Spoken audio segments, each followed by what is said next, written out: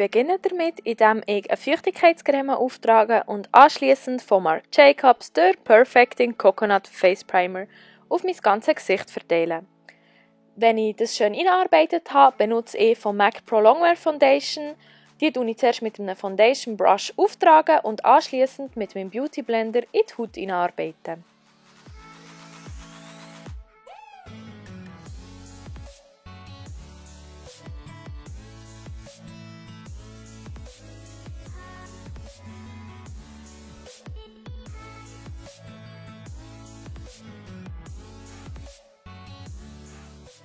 Um meine Augenringe verschwinden zu lassen, benutze ich von Urban Decay den Naked Skin Color Correcting Concealer in der Farbe Peach und anschliessend nehme ich den Tarte Shape Tape Concealer und trage den überall auf mein Gesicht auf, wo ich mehr Deckkraft möchte. Auch den arbeite ich anschliessend mit dem Beauty Blender in meine Haut einarbeiten. Ich benutze den Concealer übrigens auch bei meinen Augenlidern als Eyeshadow Primer.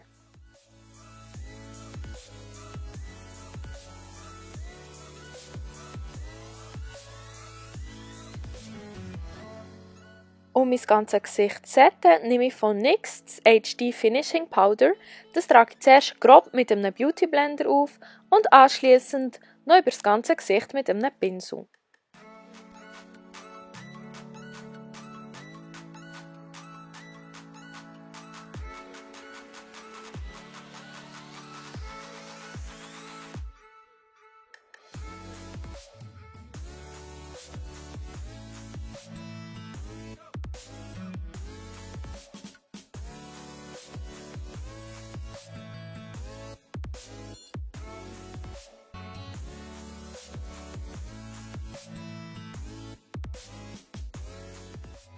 Für das Augen-Make-up habe ich die NYX Ultimate Shadow Palette mit dem Namen Brights verwendet. Ich habe einfach damit angefangen, indem ich einen violetten Ton in meine Lidfalten gesetzt und den anschliessend schön gegen oben verblendet.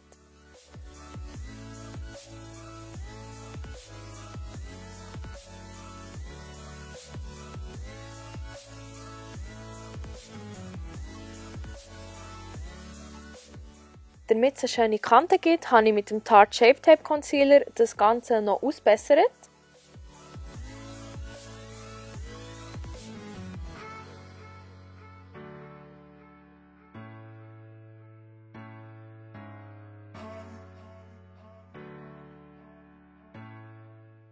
Um die Kanten noch etwas extremer zu machen, habe ich dann wieder den violetten Ton genommen und den einfach nochmal schön dort oberhalb hergetan und wieder wie vorher gegen oben verblendet.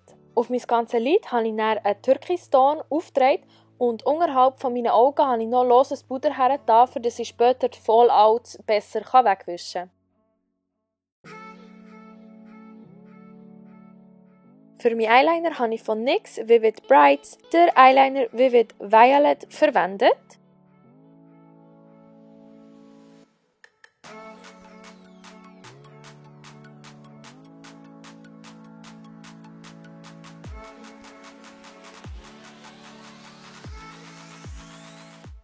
Anschliessend habe ich zwischen dem Türkis und dem Violett mit dem NYX Vivid Brights in der Farbe Vivid Blossom noch eine dünne Linie gezogen.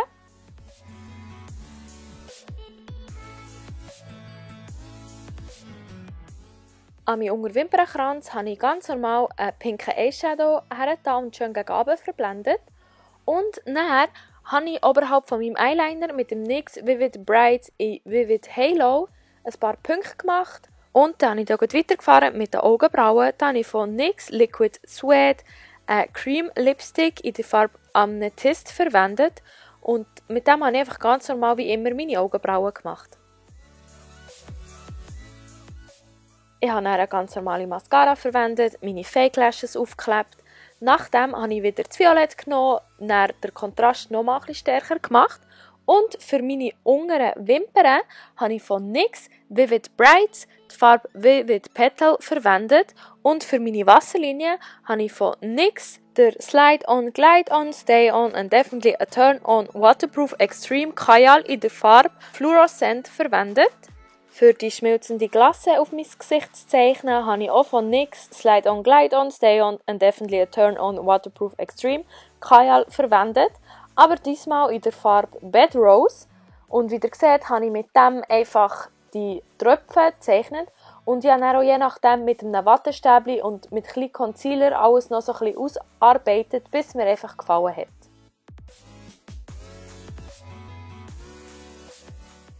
Damit das Ganze besser wirkt, habe ich dann mit einem normalen Pinsel den Kajal so ein bisschen gegen oben verschmiert oder verblendet. Und an ein paar Orten war es schon zu fest eingetrocknet, da musste ich noch ein bisschen Kajal auftragen, einfach für das ich dementsprechend dann auch wieder besser verblenden konnte.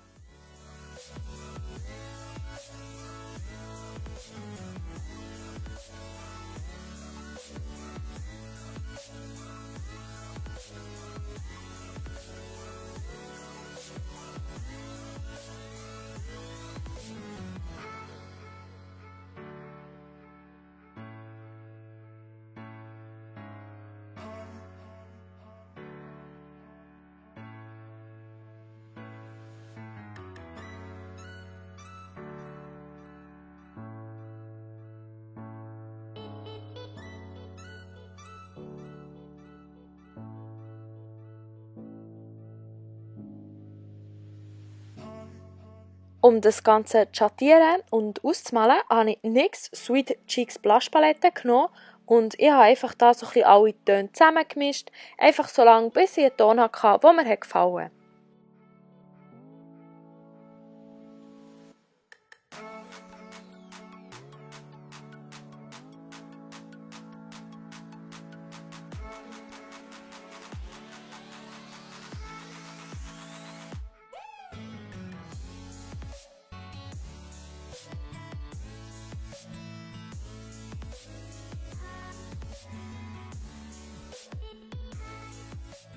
Damit das Ganze mehr dreidimensional wirkt, habe ich von der NYX Perfect Filter Palette einen Braunton genommen und den einfach immer zwischen den Tropfen schön gegen unten verblendet.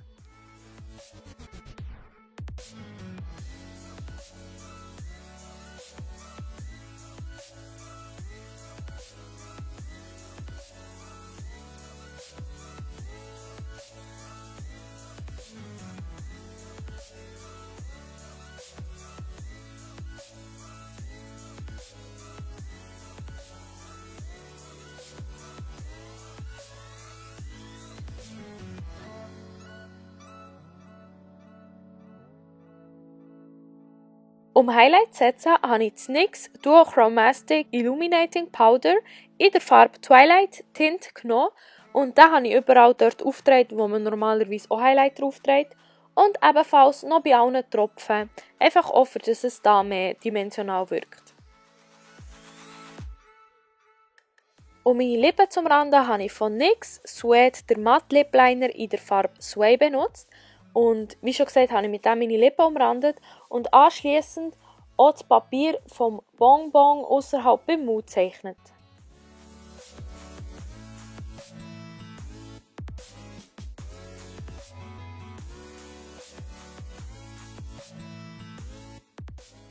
Ausgemalt habe ich meine Lippen mit der NYX Cosmic Metals Lip Cream in der Farbe Asteroid Aura. Damit das Ganze noch mehr glänzt, habe ich dann nochmal den NYX Duochromatic Highlighter genommen und den einfach auch noch überall auf meine Lippen aufgetragen.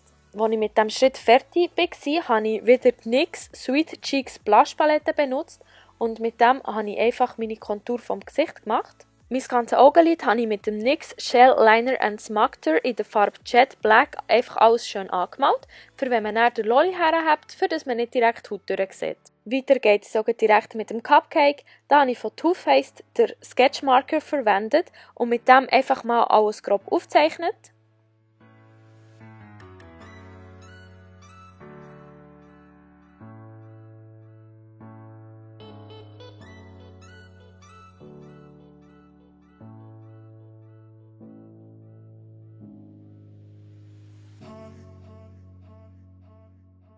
Für den Zuckerguss vom Cupcake auszumalen, habe ich von Kryolant Aquacolor in der Nummer 21, der Ton heisst Lila, verwendet.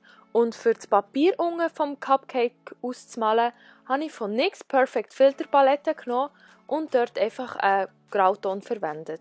Zum Schluss habe ich dann noch Zuckerstreusel auf einen Cupcake gezeichnet und für das habe ich von Kryolan Aquacolor in der Nummer 70 genommen. Zum Schluss zeige ich euch jetzt noch, wie ich das Cornet gemacht habe, das ich am Schluss auf meinen Kopf geklebt habe. Für das habe ich zuerst einfach ein Papier genommen, das so zu einer Form von einem Cornet gemacht, habe das Ganze mit Klebe fixiert. Und in dem Geschirr, das ihr links oben seht, habe ich schon mal im Vorhinein Kleister angemischt. Und jetzt habe ich einfach aus normalem Haushaltspapier ganz viele verschiedene Zettel auseinandergerissen. Und jetzt habe ich damit angefangen, das ganze Cornet mit dem Kleister einzufassen, für dass es, wenn es dann getrocknet ist, schön stabil ist.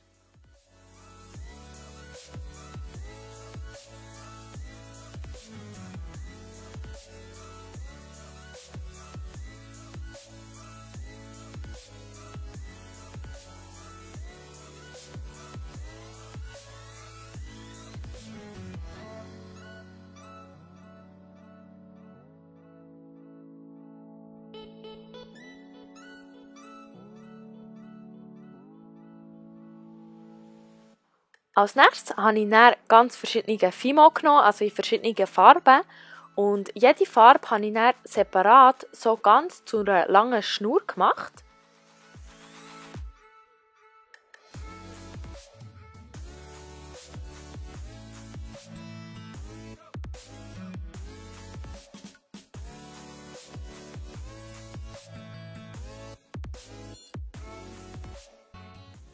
Als dann alle Stücke ca. gleich lang waren, habe ich es einfach so zusammengeträdelt, für das halt echt genau das Muster entsteht, wie es bei einem Lollipop auch ist.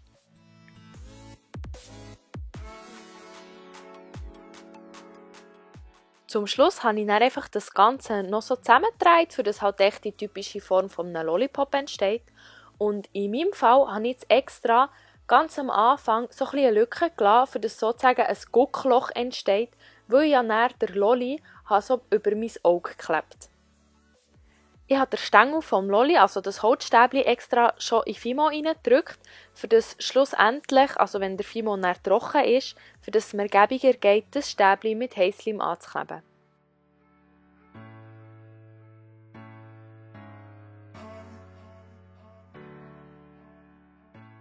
Als das Cornet am nächsten Tag trocken war, habe ich die L'Oreal Perfect Match Foundation verwendet, um das Ganze anzumalen.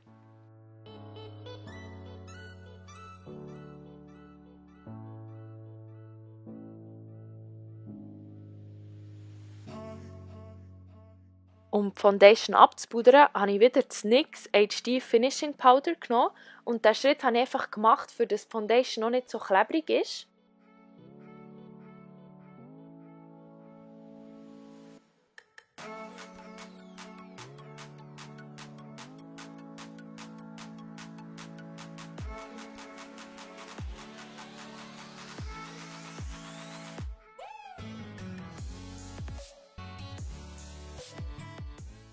Ganz zum Schluss habe ich dann noch von NYX den Shell Liner Smactor in der Farbe Brown verwendet und mit dem habe ich einfach die Struktur vom Cornet noch aufgezeichnet.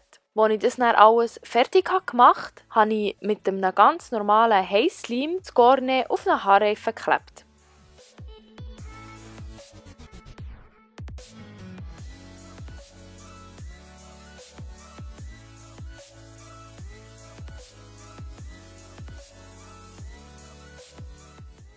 Wenn euch das Video und der ganze Look gefallen hat, würde ich mich riesig darüber freuen, wenn ihr ab dem Dienstag, 23. Mai auf www.faceawards.nyxcosmetics.ch für mich würdet abstimmen. Den Link tue ich selbstverständlich in die Infobox. Danke vielmals fürs Zuschauen und hoffentlich bis zum nächsten Mal.